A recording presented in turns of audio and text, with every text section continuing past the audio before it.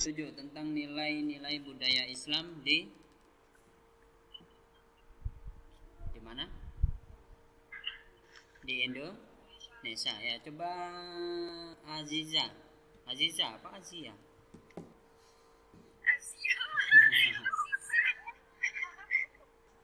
Ya. Untuk kalau kelas 9 udah kenal, kalau kelas 7 itu pada belum kenal semua tatap muka itu. Ya, Aziza, Pak Aziza itu namanya siapa itu? Apa? Dibaca halaman 77. Nanti Pak jelasin. Cuman satu lembar ini. Iya, benar. Yang D kan, Pak? Ya. Pak, yang D kan, Pak?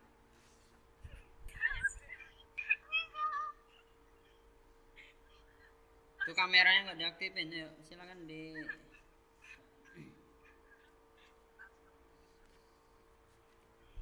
Nilai-nilai budaya Islam di Indonesia. Agama Islam memiliki karakteristik yang khas dibandingkan dengan agama-agama lain yang ada di Indonesia sebelumnya.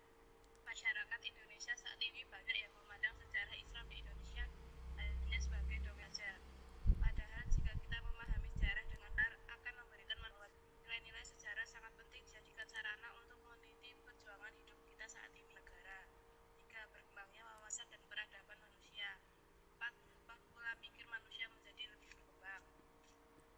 5. Menghasilkan produk yang dapat dimanfaatkan oleh seluruh manusia. 6. Sebagai pedoman manusia supaya terhubung kepada budaya negatif. Sebagai pelajar Muhammadiyah, sangat penting mempelajari nilai-nilai kebudayaan sarana untuk mengetahui bagaimana budaya Islam yang sesungguhnya. ya, stop. Nilai Islam.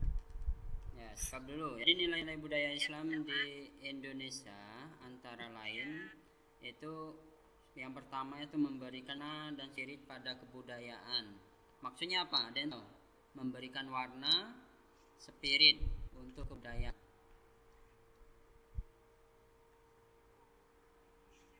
Ada yang tahu? Jadi warna dalam budaya, misal apa?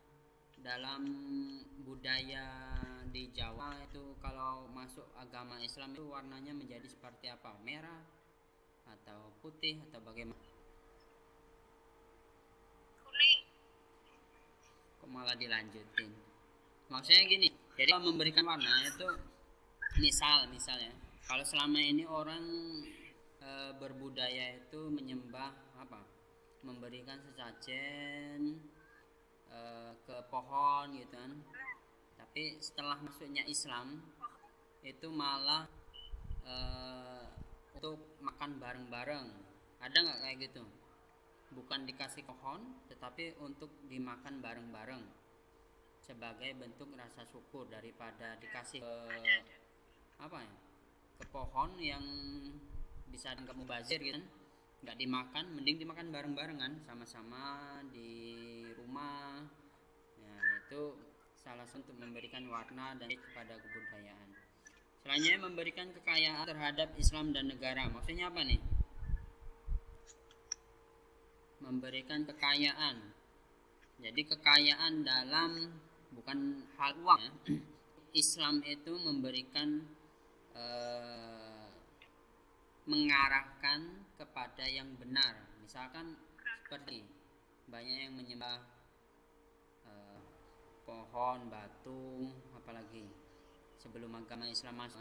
Tapi setelah masuknya Islam maka memberikan pengaruh sesuai ajaran Islam ya. Jadi Islam itu tuntunannya apa? Memakai Al-Quran. Jadi kalau anak-anak masih ada yang ragu terhadap Al-Quran ya, terhadap Al-Quran berarti Islamnya meragukan. Nah, yang kedua itu tuntunannya yaitu hadis Rasulullah. Jadi dalam Al-Quran itu dari juz 1 sampai 10 itu tata cara. Kalau di Indonesia itu undang-undang. Nah, tata cara hidup, tata cara bermuamalah, tata cara beribadah itu di dalam Al-Quran ada semua. Nah, dan di dalam hadis itu juga dijelaskan dijelaskan banyak berbagai macam cara untuk beribadah, untuk bersosialisasi dengan orang lain dan sebagainya. 3, perkembangannya wawasan dan peradaban manusia. Jadi dengan adanya Islam itu semakin makin berkembang. Bahkan dengan adanya orang meneliti, misalnya meneliti kok ada siang ada malam misalnya. Ternyata dalam Al-Qur'an itu sudah dijelaskan dalam ayat walaili izar, demi malam, wadduha, demi siang duha, wal asri, demi masa, ya seperti itu. Suaranya jelas kan? Bapak jelasin suaranya jelas? Jelas ya. Selanjutnya mengubah apa? Agak ngelek, Pak. Oh, ngelek.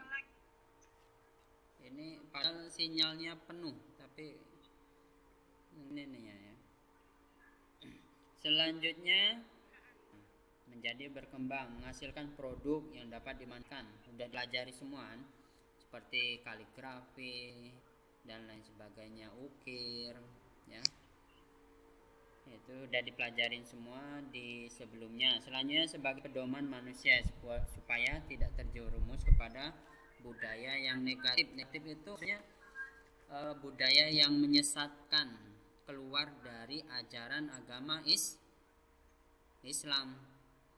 Misal ada budaya misalkan lebih percaya kepada pohon, itu termasuk budaya atau kepercayaan menurut kalian?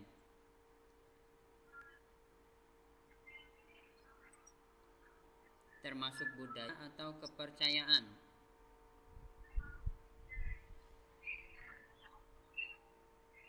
Ada yang jawab? Kalau percaya kepada pohon itu termasuk budaya atau kepercayaan? Atau agama? Iya. Kepercayaan. Ya. Jadi kan gimana ya? Sebenarnya pengaruh-pengaruh memberikan sesajen kepada benda-benda itu ada pengaruh dari agama Hindu, makanya banyak candi. Kalau agama Buddha itu ada candi Borobudur. Kalau Hindu itu candi yang tinggi-tinggi. Nah, itu Prambanan, ada yang di gunung-gunung, itu agama Hindu. Kalau Buddha dia kepalanya botak, biksu. Tapi jadi kalau diruntut dari kerajaan itu bisa dilihat agama apa yang berkembang pada masa tersebut. Misalkan kalau kerajaan Sriwijaya itu agamanya Hindu, banyak yang ikut Hindu. Setelah itu Mataram nanti berubah kepada Buddha. Kebalik, maaf. Kalau masa Sriwijaya itu namanya Buddha. Tapi ketika kerajaan Mataram kuno ya, bukan Mataram sekarang, itu banyak agamanya Hindu, pakaiannya putih-putih gitu. Tapi setelah masuknya Islam, makanya ada Mataram Jogja, Mataram itu kelanjutan. Yang kerajaan yang masih berdiri sampai sekarang, ya, yang masih berdiri dan berkuasa dan memimpin daerah itu masih Jogja sama Solo. Kalau sisanya kerajaan lain itu ada keturunan tapi dia tidak berkuasa di tempatnya. Maksudnya misalkan kalau di Jogja dia berkuasa untuk memimpin kerajaannya, bahkan memimpin menjadi gubernur. Tapi kalau daerah lain misalnya Cirebon ada kerajaannya tapi keturunannya tidak memimpin daerah Cirebon, tidak. Solo dia ada kerajaannya tapi hanya sebagai bisa disebut dengan cagar budaya gitu. Jadi sebagai bukan Sunda Empire itu bukan kerajaan gitu. Itu cuma kayak kelompok. Ya, kelompok saja. Coba lanjut kita baca halaman 78. Sudah itu selesai. Oh, enggak ada. Aisyah coba.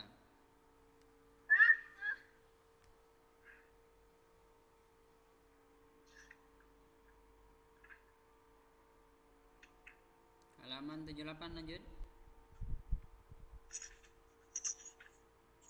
Lima, menghasilkan produk yang dapat dimanfaatkan oleh seluruh manusia. Enam, sebagai pedoman manusia supaya tidak terjerumus kepada Halaman 78. Kok balik ke 6? itu celaka, Pak. Ya, manfaat.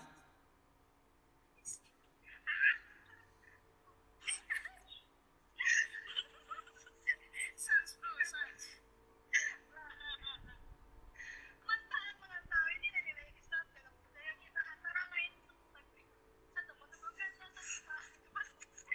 kebudayaan Islam yang merupakan Ya, lanjut. Maila buku tari halaman 78. Lanjut, Aisyah. karya kaum muslim berpuluh tahun lalu. Dua, mengambil berbagai hasil pemikiran dan hasil karya para ulama. Itu meradani dalam pasar sadar. Halaman 78. Mak, mana?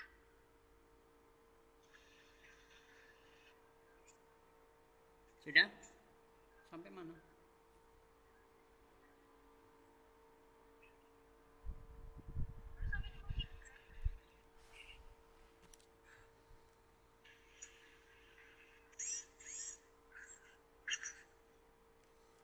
Ya udah jelasin. Jadi selanjutnya menumbuhkan rasa cinta tadi udah dijelaskan. Nah ini disambungkan kepada Muhammadiyah. Jadi kalau sebagai orang Muslim kita akan lebih memahami mana yang benar, mana yang salah. Memahami berbagai hasil pemikiran, hasil karya ulama untuk diteladani dalam kehidupan sehari-hari sesuai ajaran agama Islam.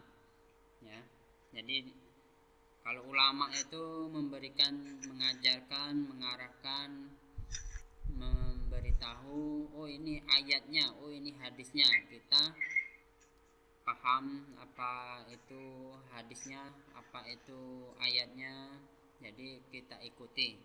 Misalkan menceritakan hari kiamat, kan ada kiamat kecil, ada kiamat besar. Nah itu di dalam Islam itu sudah dijelaskan terlebih dahulu dalam Al-Quran, dalam hadis itu dijelaskan, tanda-tandanya dijelaskan. Gempa, ada kiamat kecilnya itu seperti gempa, gunung meletus dan lain sebagainya. Tapi kalau kiamat besar itu ada apa namanya,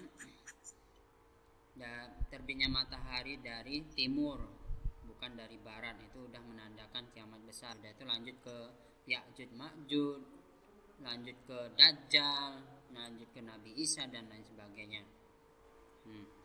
Memberikan pelajaran kepada generasi muslim dari setiap kejadian supaya mencontoh perjuangan para tokoh di masa lalu. Perjuangan tokoh Muhammadiyah seperti siapa tokoh Muhammadiyah? Pasti satu orang yang hafal.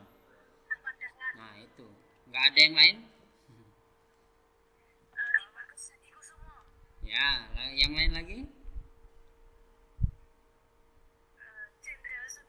Ya, lagi? Jangan-jangan bermuhammadiyah tapi hafalnya Ahmad Dahlan. Atau foto yang di belakang Bapak nih. Siapa nih yang belakang ini? Yang di belakang Bapak ini siapa? Bukan. Itu istrinya Ahmad Dahlan ya. Nyai Ahmad Dahlan. Selanjutnya memupuk semangat dan motivasi untuk meningkatkan prestasi yang telah diraih umat terdahulu. Nah, jadi melihat agama Islam itu jangan cuma di sekitar kalian, jangan cuma di Indonesia, tapi lihat secara keseluruhan. Jadi negara yang banyak agama Islamnya itu di mana?